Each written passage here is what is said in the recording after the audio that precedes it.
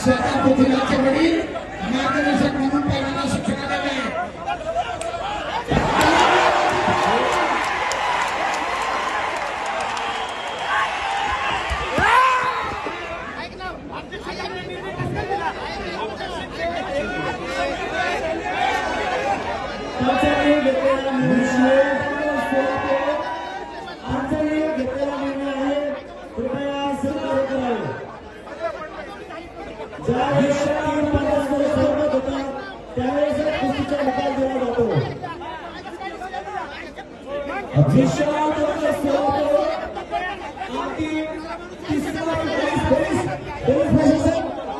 police प्रशासन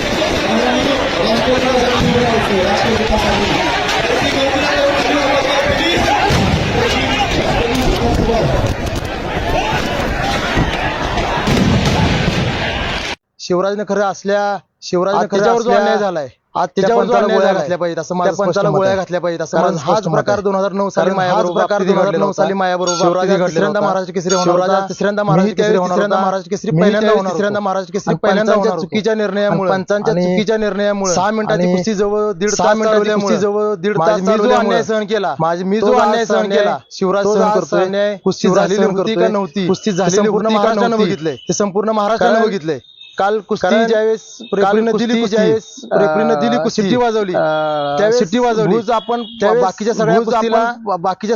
खाली घालून बघतो कुस्ती खाली घालून टिकली का नाही पहिलवानाची पाठ टिकली का नाही खाली वाकून बघतो तरी त्याने शिट्टी खाली वाकून बघतो तरी त्याने शिट्टी वाजवली सर्व प्रक्रिया सर्व प्रक्रिया नाही मला असं वाटतं कारण कुठं चुकी नाही मला असं वाटतं कारण कोणत्या शिट्टी वाजवतो कोणत्या शिट्टी वाजवतो विजय साजरा करणं आपला विजय साजरा करणं हे त्या पृथ्वीराजाचं काम असतं की आपण पहिलवानाचं काम असतं की आपण साईडला जाऊन उभं राहणं शिवराज साईडला जाऊन उभा घडला शिवराज 100% प्रकार घडला आणि 100% चुकीचं आहे आणि 100% संघाची नाही कुस्तीगीर संघाची नाही कुस्तीगीर किंवा